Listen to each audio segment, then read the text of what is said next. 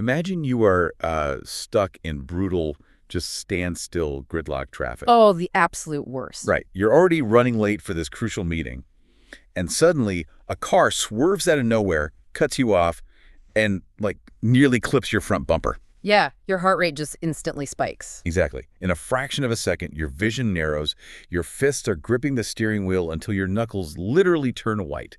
And in that moment, you aren't just a person sitting in a car experiencing, a fleeting moment of frustration. You literally become the anger. You completely fuse with it. Yeah, your entire identity is consumed by it. There's no separation between you and the rage. And it's like, why does the human brain even do that? Well, it's an incredibly powerful, near universal default setting in human psychology. When you're caught in that sudden storm of emotion, the feeling just completely dictates your reality. It takes over. Right. It rewrites your perspective of the world in real time, basically convincing you that the anger or the anxiety isn't just something happening to you, but that it actually is you. You lose your footing because, that boundary between your sense of self and your temporary emotional state just completely dissolves. Which is wild. So today's deep dive is dedicated to fixing that exact glitch in our mental hardware. We are exploring Payson Intserong's 10 insights on self-awareness in daily life. It's such a transformative set of ideas. It really is. The mission here is to map out this massive, life-changing pivot from being a thinker, someone who constantly experiences and gets helplessly trapped by these emotional hijackings, Right. to becoming an observer, someone who just simply watches those same emotions arise and pass without getting swept away. Okay, let's unpack this, because these concepts take the lofty, sometimes kind of intimidating ideas of mindfulness and bring them right down to earth, like into highly practical mechanics. They do, yeah. And the framing here is so vital. I mean, this isn't just some temporary life hack to help you survive a stressful Tuesday afternoon. Right, it's bigger than that. Much bigger. This is about fundamentally rewriting your relationship with your own ego. It requires recognizing that deep, stable awareness is not some mystical superpower handed down to a few lucky monks on a mountain. Right. It's actually a mechanical, developable skill. And it relies on a very specific set of tools. So let's start with the core mechanic of stepping outside of your own head. Whenever a thought or an emotion flares up, you essentially face a fork in the road, right? Exactly. You have a choice. Yeah, you can default to being the thinker, or you can choose to be the observer. And being a thinker means you fully fuse your identity with the emotion. Like, you use language like, I am angry, or I am lonely. You take total ownership of the feeling. And that language is the ultimate trap. How so? Well, when you say, I am angry, you are equating your entire existence, your whole being, with a temporary cocktail of stress hormones and firing synapses. You're merging your permanent identity with a fleeting chemical state. That is the hallmark of the thinker. It's like you're jumping into the river and just letting the current smash you against the rocks. Right, right. So pulling back to become the observer is fundamentally different. It's the shift from saying, I am angry, to saying, there is anger present in this moment. Exactly. You're standing on the riverbank now, just watching the water rush by. And the most crucial mechanic here is that being the observer does not mean you suppress the emotion. You don't try to aggressively push it down or pretend it isn't there. No, not at all. You just neutrally receive it. You look at it as if it's, an object sitting on a table that doesn't actually belong to you. And there's this brilliant visual tied to this in the material emotions actually expand and mutate into monsters if you participate in them. But they shrink and eventually extinguish if you just watch them. They act almost as if they're shy when being watched. Yes, we're shy. What's fascinating here is the underlying engine of human attention. When you identify with an emotion, you're actively feeding it with your own mental energy. You're fueling the fire. Right. You start building an architecture around it. You give the anger a storyline. You justify it. You dig up past grievances to support it. You project it into the future. Yeah, we've all done that in the shower, winning imaginary arguments. Exactly. But when you switch to neutral observation, you immediately sever that supply line. The emotion is left to run its natural biological course. Which is actually really short, right? Incredibly brief.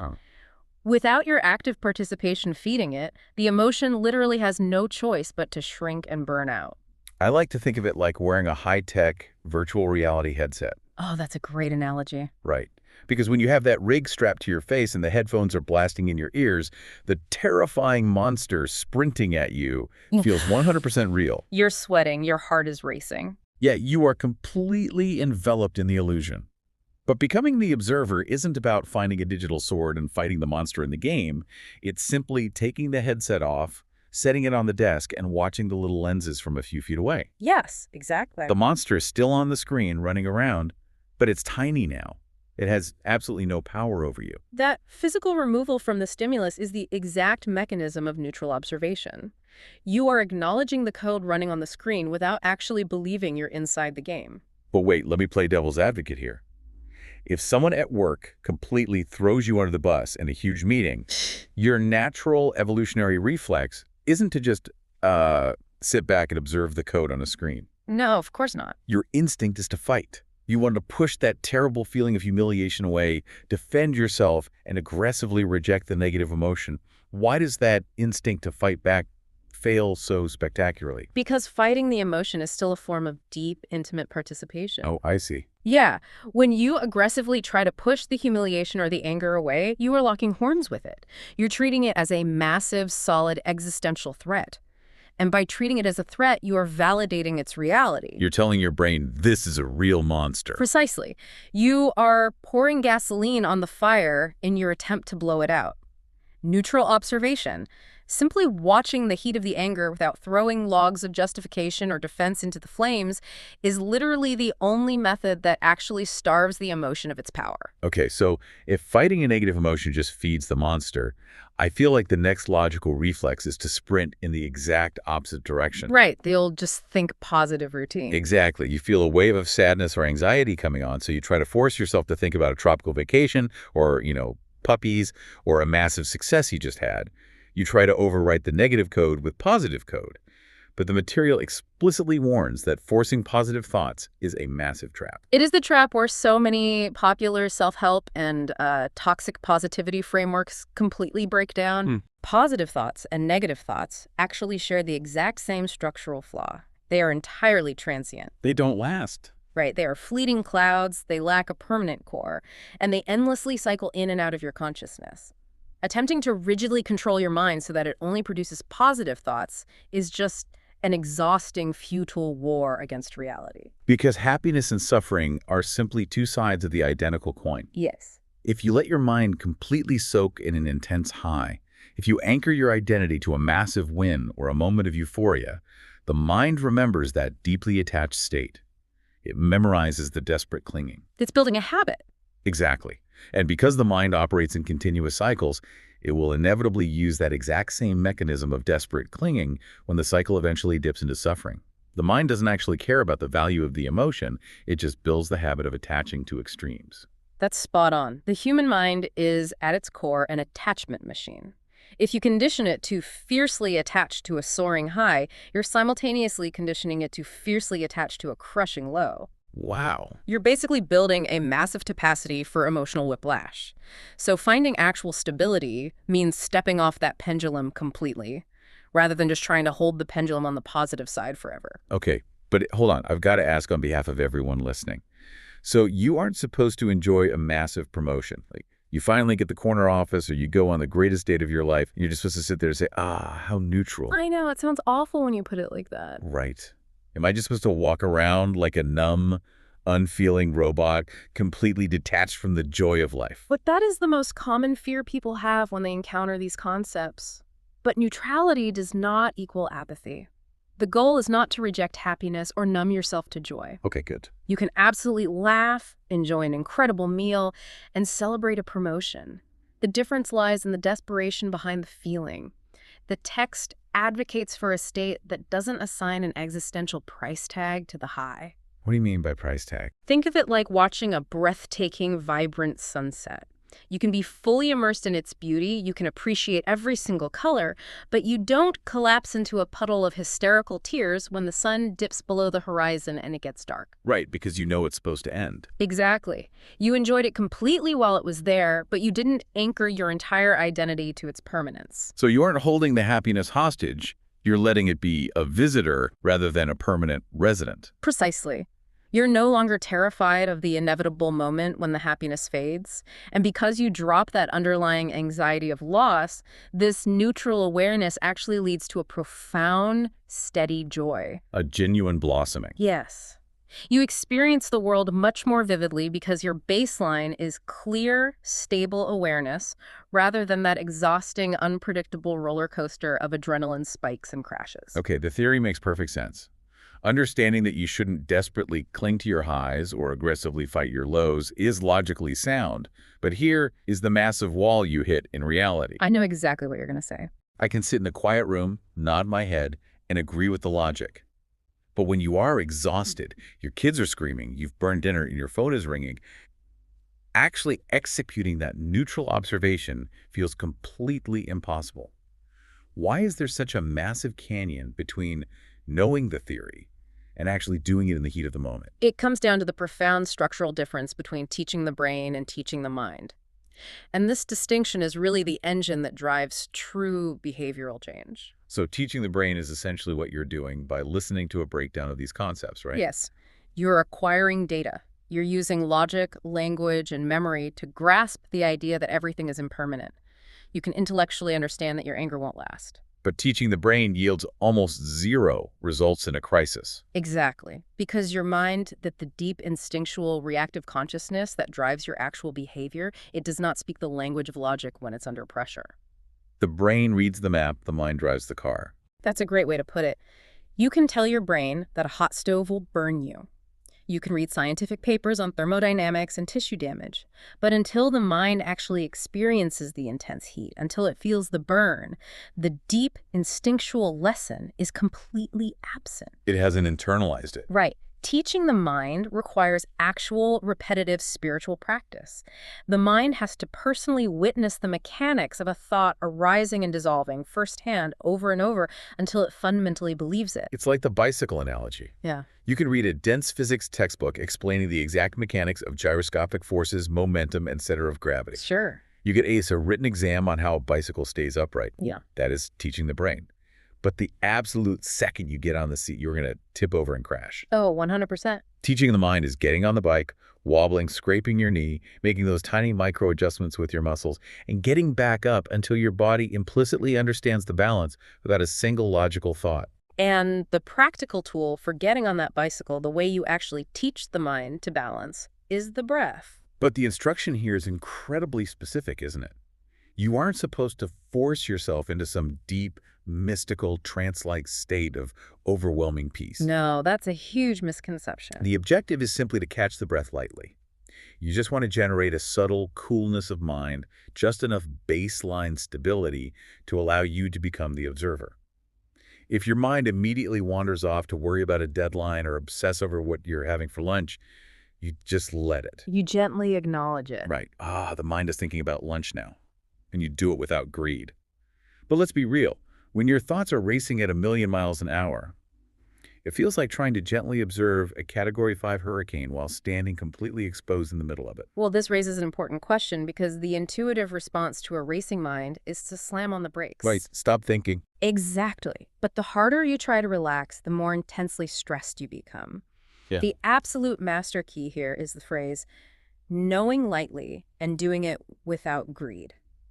When you're caught in that mental hurricane, the greed is your intense, desperate desire for the thoughts to stop. You want peace so badly that you're aggressively grasping for it. Yes. You basically take mindfulness and turn it into just another stressful corporate KPI. Yeah. You sit down and demand of yourself, I must achieve perfect serenity right this second. And the moment you demand serenity, you're instantly back to being the thinker. You're back in the trenches, fighting a war against your own neurons. Oh man, that makes so much sense. Teaching the mind means sitting in the middle of the hurricane, watching the racing thoughts, and simply noting, wow, the mind is incredibly chaotic right now. You observe the absolute mess without demanding that the mess clean itself up. You acknowledge the storm lightly. Look at the hurricane doing hurricane things. You're just watching it on the VR screen. But okay, following the breath lightly is relatively straightforward on a quiet Sunday morning when nobody is bothering you. What happens when you have to take this off the meditation cushion into a brutal workday? Right, the real world. Yeah. You're navigating a chaotic office, dealing with difficult personalities, managing rapid-fire crises. You can't just close your eyes and focus on your breath during a hostile board meeting. The approach to daily life is remarkably pragmatic here. It explicitly reassures you that attempting to maintain perfect, unbroken awareness every single second of the day is just an impossible, exhausting standard. Okay, phew. Yeah. The strategy for the workday is to anchor your awareness entirely in the action you are performing. If you're listening to a complex presentation, your awareness is just locked onto the act of listening. If you're typing an email, you're fully present with the typing. But there is a massive warning light attached to this in the text. You have to become incredibly vigilant about the sense gates, your eyes, your ears, your daily interactions. Yes. Because if you aren't paying attention, unseen emotions will silently hijack your system. There's a very specific progression of how an emotion ferments in the dark, isn't there? There is. It starts at the absolute lowest level of fiction. Say you hear a sarcastic comment from a coworker. It triggers a microscopic, almost unnoticeable spark of dislike. Just a tiny flicker. Right. And if you do not observe that dislike in the moment, if you don't shine the light of awareness on it, it immediately starts to ferment in the background of your consciousness. That tiny spark of dislike ferments into active anger. You sit in your car on the commute home, gripping the wheel, stewing over the comment. The anger goes unchecked, so it hardens into genuine hate. Exactly. And if the hate sits in the dark long enough, it eventually crystallizes into a desire for revenge or retaliation. And this entire catastrophic progression happens entirely on autopilot. The emotion hijacks your nervous system because it operates unseen. The thinker is dragged along for the ride, completely unaware of how a tiny slight mutated into a massive grudge. Catching that emotion early, like noticing the initial tiny spark of dislike before it becomes a raging forest fire, is wildly difficult at first. Oh, it's incredibly hard. And it's difficult simply because you've spent decades deeply conditioned to be the feeler, not the watcher. But here's where it gets really interesting, though. Developing this vigilance is not about unlocking some hidden spiritual talent. No, not at all. It's not about having a magical aura. It is 100% about putting in the flight hours. Absolutely anyone can rewire their brain if they prioritize accumulating the reps. If we connect this to the bigger picture, the concept of flight hours completely demystifies mindfulness. It strips away the mystical baggage and turns it into a matter of structural engineering. Just building it brick by brick. Exactly. Every single time you notice your chest tightening with frustration and you step back to just observe it, you log a flight hour. Every time you catch your mind spiraling into anxiety about the future and you gently pull it back without judging yourself, you log a flight hour. You're training the mind to recognize the constant arising and passing of internal weather. It is the exact same biological mechanism as building a muscle in the gym. You don't need elite genetics to get stronger. You just need to lift the weight consistently. Right. Your current default instinct is to react, to fight, to be the thinker. The flight hours slowly, methodically overwrite that code until your new automatic default becomes observation. And those accumulated daily flight hours eventually trigger the ultimate paradigm shift. They teach the heart the absolute, undeniable truth of impermanence. The lesson finally lands. Yes. When you sit back and watch 10,000 distinct thoughts arise and fade into nothingness, when you observe 1,000 waves of panic dissolve simply because they were watched, the mind finally internalizes the lesson the brain memorized from the textbook. It stops being just theory. The mind truly realizes that no thought, no feeling, and no ego-driven desire is solid. And when the deep consciousness understands that lack of solidity, it becomes mechanically impossible to cling to anything. Man, that is powerful. So what does this all mean for us? We've mapped out the mechanics of observation, the hidden trap of toxic positivity, the critical difference between the logic of the brain and the habit of the mind, and the absolute necessity of logging your daily flight hours. Where does this all actually lead? Well, the source material concludes with a massive foundational realization. Thinking is the root of your suffering, and you absolutely cannot solve a thinking problem with more thinking. Oh, wow. It highlights the ultimate paradox of the human condition, doesn't it? It really does. When we feel anxious, we try to furiously think our way out of the anxiety. We analyze our sadness, we dissect our anger, trying to logically dismantle it. But using thought to fix a problem created by thought is like trying to extinguish a blazing fire by pouring buckets of gasoline on it. You cannot outthink the thinker. You have to float above the entire mechanism through pure, silent observation. Seeing exactly how thoughts work is the skeleton key to seeing how your ego works. Awareness is the ultimate fatal antidote to the ego. It completely dissolves the illusion of the solid I that feels it's constantly under attack. And there's this incredibly powerful kind of haunting metaphor that anchors this entire philosophy. It frames this pure awareness, this ability to wake up from the exhausting dream of the ego as a precious, invaluable gift. But it's not a gift you have to go out and buy or earn. Right. It's a gift you are inherently born with. It's already sitting inside you. Exactly. The only question is whether you will finally take the time to unwrap this gift, or if you will leave it abandoned in the dark basement of your mind for your entire life. It is a profound, incredibly stark challenge to the listener. The capacity for absolute freedom and stability is already fully installed in your hardware. You just have to run the program. Yes, but no one can force you to run the program. You have to make the active daily choice to step back, to stop participating in the endless, draining drama of the thinker, and to simply watch the screen. It's a shift in perspective that changes absolutely everything about how you interact with reality. So we'll leave you with this final provocative thought to mull over as you navigate the rest of your day. I love this part. The next time you feel a massive, heavy wave of emotion about to crash over you, whether it's blinding frustration in traffic, a surge of anxiety before a meeting, or a sudden pang of loneliness, take 1 second to ask yourself, are you the storm or are you the sky simply watching the storm pass through? Thank you for joining us for this deep dive. Start logging those flight hours today. We'll catch you on the next one.